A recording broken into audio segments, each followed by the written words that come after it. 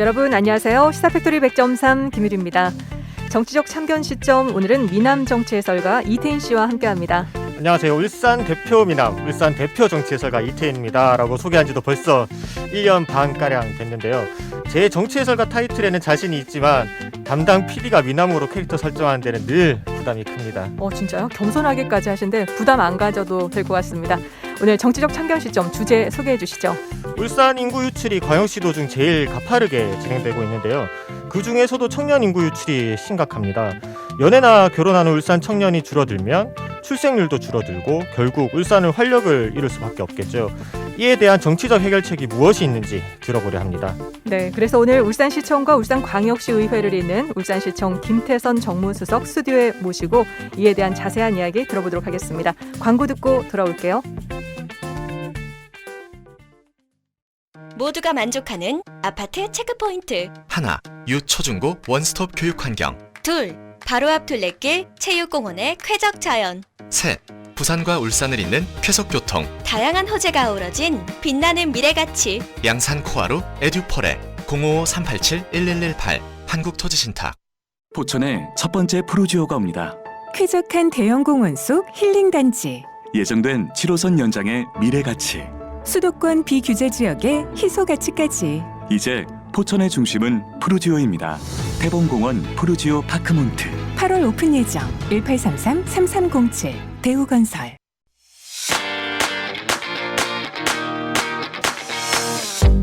지금 여러분은 퇴근길을 책임지는 시사팩토리 100.3을 듣고 계십니다. 저는 정치팩토리 SE 진행자 강승복입니다.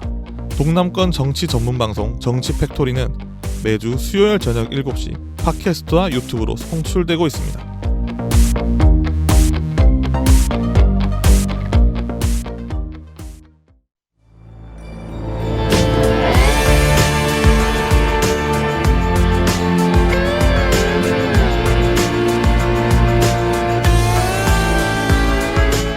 이태인의 정치적 참견 시점.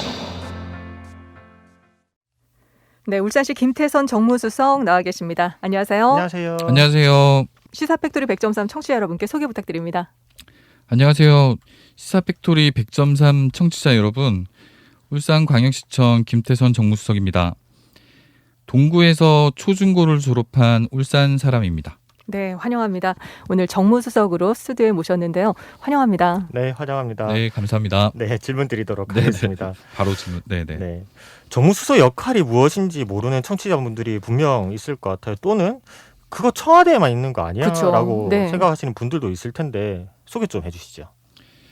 네, 그 정무수석이라 함은 시장님을 보좌해서 시 집행부 공무원들과 시의회, 그러니까 시의원들과의 업무를 조율하고 더하여 정당과 국민의힘 그리고 더불어민주당과의 업무 조율을 하는 역할입니다.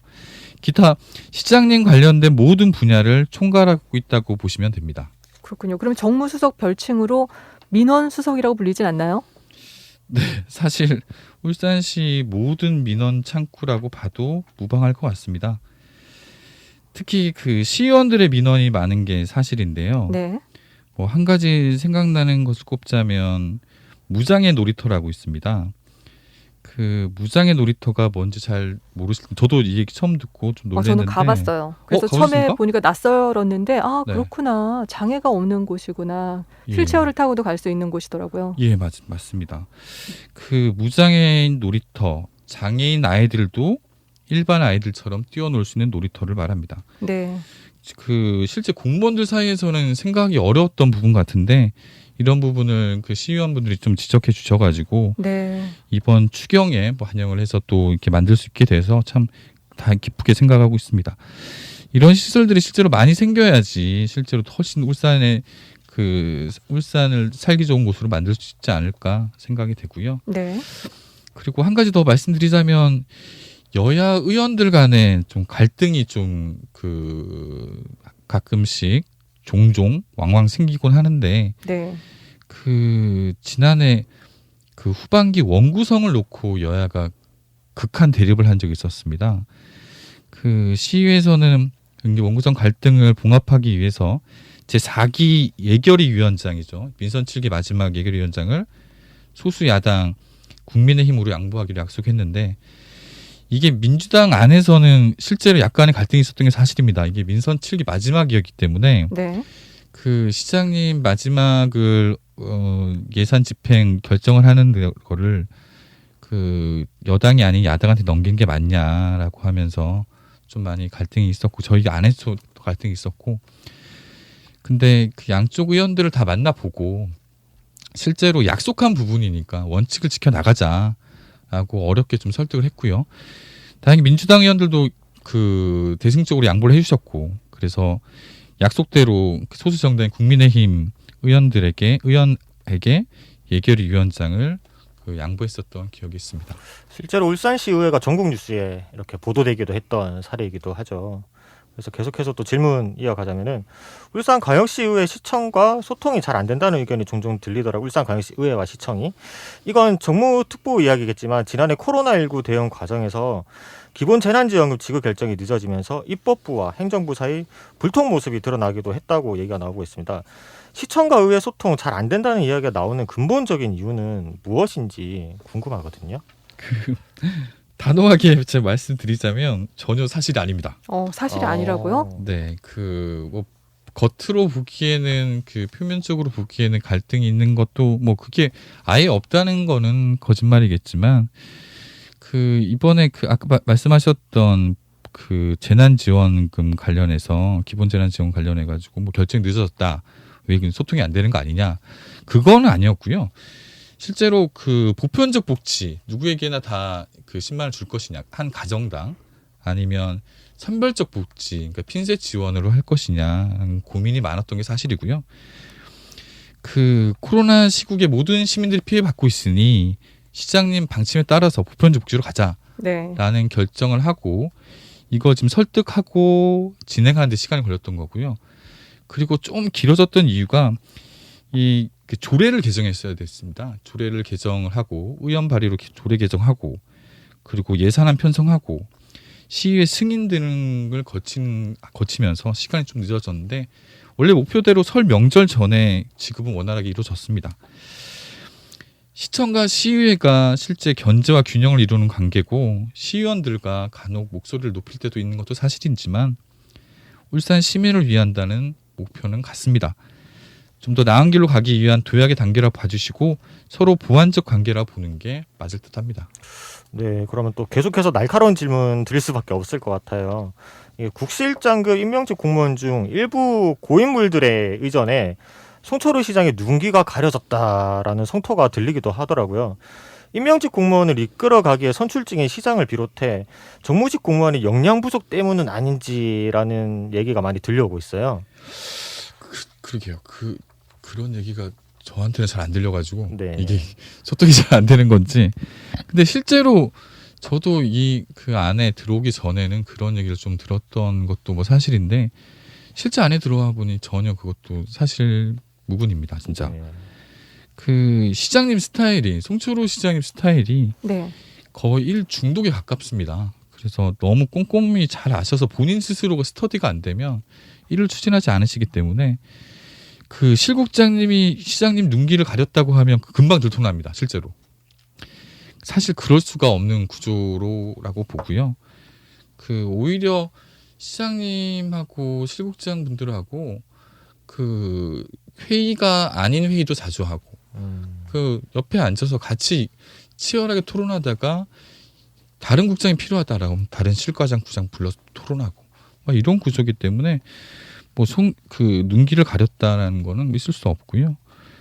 그 뭐 예를 들어 가지고 그 울산 예산만 좀 보더라도 지난 박맹훈 시장 때, 김기현 시장 때는 그 1조 원 그리고 김기현 시장한테 2조를 간 넘겼었는데 지금 송철호 시장 민선 7기 3년 만에 그 3조를 넘었습니다. 이번에 4조까지 거의 그렇군요. 가까워지고 있어가지고 네. 공무원들이 실제로 일을 엄청 열심히 한 결과라고 보고요.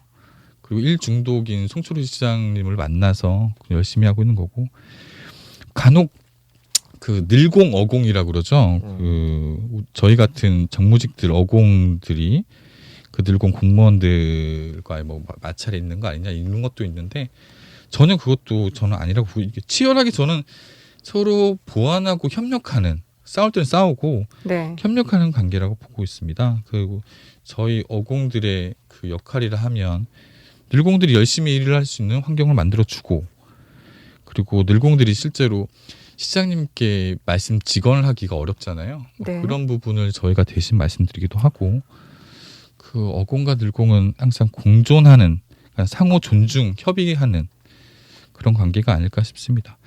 실제 매일매일 지속적으로 소통해 나가고 네. 관계도 실제 좋습니다. 너무 딱딱한 것 같아서 제가 조금 풀어야 될 것 같은데 실제로 공무원들과 얘기를 할 때 이런 단어들이 실제로 나오나요? 어공, 늘공이라는 단어가 실제로 나오진 않죠. 보통 어공, 늘공이라는 건 사적으로 얘기를 하는 거고요. 그렇죠. 뭐 정무직이라고 네. 표현을 하죠. 네, 알겠습니다. 네. 그래요. 다음 질문 넘어가 볼게요. 시의회에서 최근에 청년특위와 원전특위 등을 만들어서 울산 현안에 대응을 하고 있거든요. 먼저 원전 이야기부터 좀 해보면 울산시청 반경 30km에 전국 사용 후 해결료 80%가 몰려 있어요. 원전 수도 그만큼 밀집돼 있고 신고리 사옥이 최근에 사고도 있었잖아요. 원전 사고로 인한 울산 시민들의 불안감도 커지고 있는 상황인데요. 울산광역시의회도 원전특위를 통해서 시민감시단 운영을 요구하고 있지만 잘 진행되고 있지 않는 모양새입니다. 정무수석께서 양쪽 입장을 듣는 중에 좀 괜찮은 해결책을 들어보지 못했나요? 실제 그 원전 내부 사건 사고에 대한 그 지자체 간의 공유가 원활하지 않은 게 사실입니다. 그래서 울산 주민분들의 불안이 좀 쌓여가고 있는 실정이고요.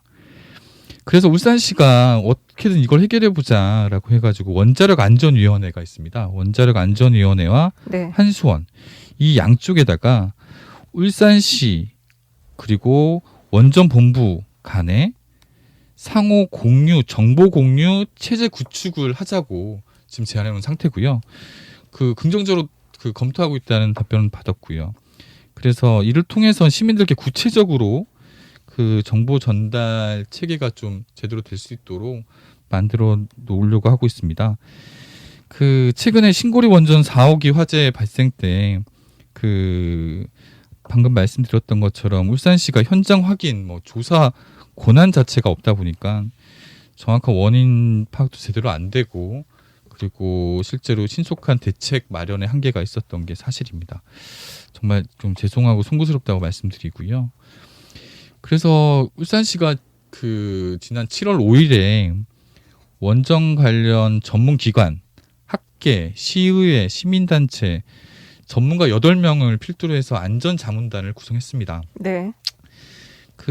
앞으로 울산시는 안전자문단 운영을 통해서 방사능 재난으로부터 좀 시민들을 보호하고 피해를 최소화해 나가는데 노력하도록 하겠습니다. 이 안전자문단이라는 조직이 눈에 띄는데요. 울산시 안전자문단은 울주군 이제 시민감시단과는 달리 이 원장 현장 접근이 가능하다는 건지 어떤 차이점인지 궁금하거든요. 지금 울산 자체 내에서 이렇게 시의회와 학계, 시민단체가 통틀어서 안전자문단이라는 걸 처음 구성한 거고요. 실제로 여기에 어떤 권한이 있다, 이런 건 아닙니다. 좀 전에 얘기했던 원자력안전위원회와 한수원의 이제 상황 공유 체제 시스템을 만들었기 때문에 이분들로부터 조언을 얻고 그리고 실제로 나갈 계획을 만들고 그리고 이제 행동으로 옮기는고자 준비하고 있는 겁니다. 네, 알겠습니다. 그래요. 이어서 청년특위 관련 이야기를 좀 해보면 전국 광역시 중에 제일 가파른 비율로 인구 유출이 진행되고 있는 곳이 바로 울산이거든요. 특히 청년 유출이 두드러지는데 이 부분에 대한 해결책으로 의회와 행정부가 좀 공통으로 고민하고 있는 지점이 있나요? 네, 지금 울산의 가장 큰 문제 중에 하나입니다. 인구 유출이 지금 상당 부분 많이 빠져나오고 있어서 실제로 이것 때문에 지금 시의회에서도 저출산 인구 감소 대책 특별위원회를 구성했고요. 울산시도 인구 대책 특별회의를 열어서 울산형 인구 증가 대책 추진 본부를 실제 가동하고 있습니다. 시와 시 집행부가 같이 하고 있는데 대학, 문화, 교육, 서비스 등 그 청년들이 원하는 일자리를 늘릴 인프라를 구축하는 게 필요하다. 네, 맞아요. 라는 데에서 네. 지금 시의회와 시집행부가 같이 그 공동으로 지금 호를 맞춰서 네. 어떻게 해서든지 그 저출산, 고령화 그리고 인구 유출 해결 방안을 마련하기 위해서 머리를 맞대고 있고요. 앞으로 소통 간담회, 정책 제안 등을 통해 가지고 그 활동을 해 나갈 계획입니다.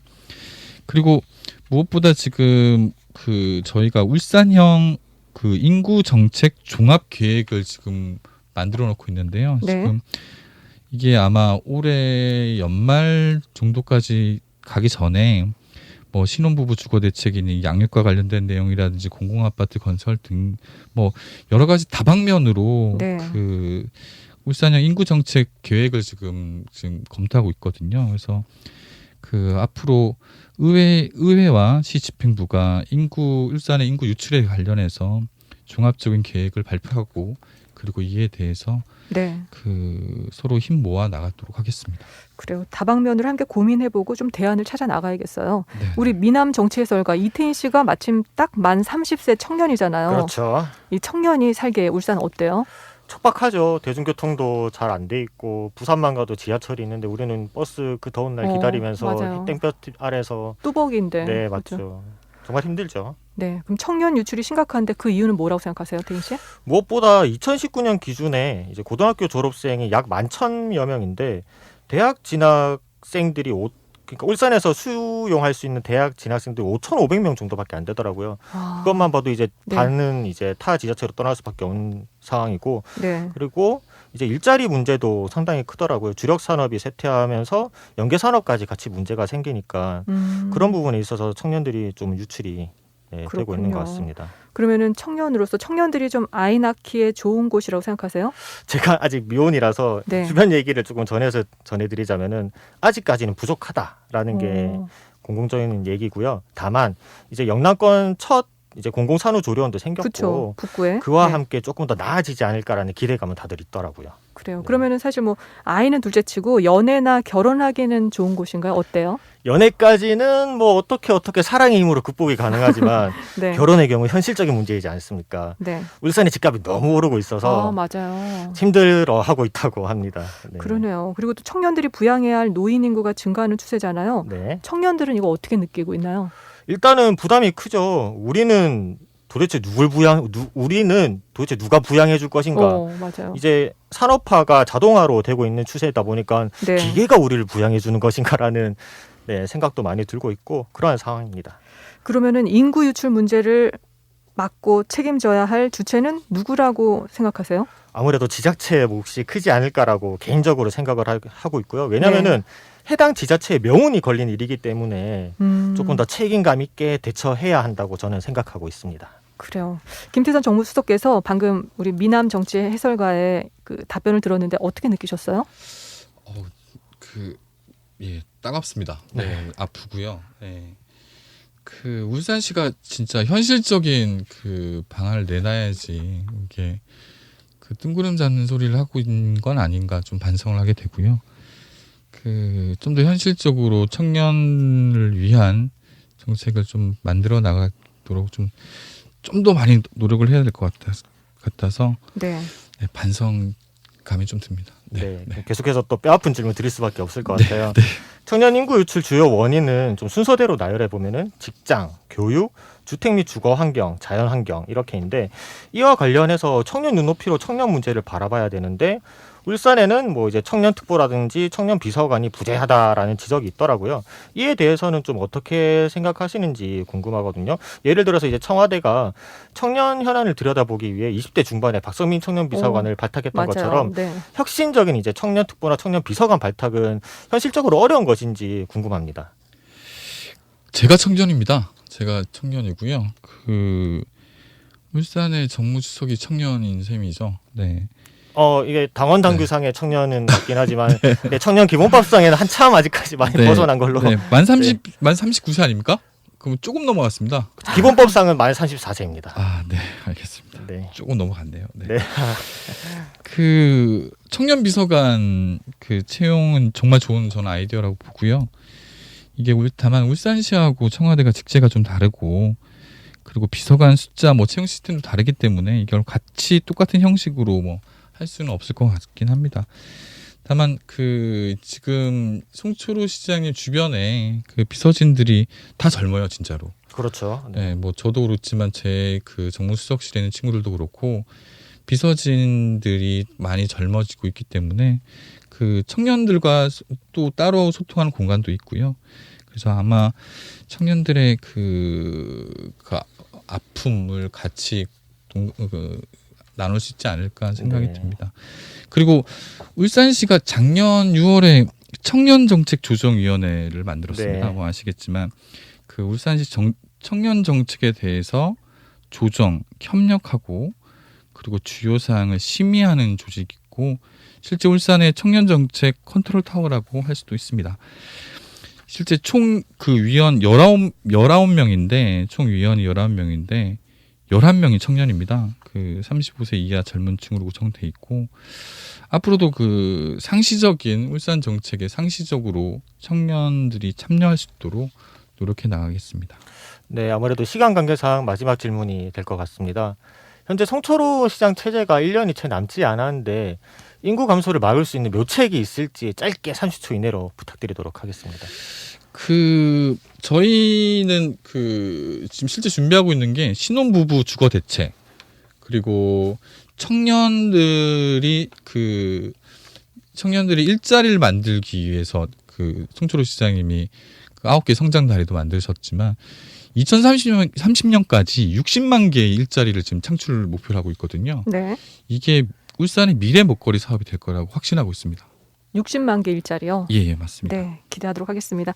인터뷰 마무리해야겠는데요. 네, 오늘 이태인 미남 정치 해설가 그리고 김태선 정무수석 출연에 정말 감사드립니다. 감사합니다. 고맙습니다. 네, 오늘 이태인 씨와 함께 김태선 정무수석 스튜디오에 모시고 울산 인구 유출 대책에 대해서 얘기 들어봤는데요. 블랙핑크의 아이스크림 노래 들려드리면서 저도 인사드리겠습니다. 제목만큼 시원한 노래 들려드릴게요. 지금까지 진행의 김유리, 기술의 강승복, 연출의 김성광이었습니다. 고맙습니다.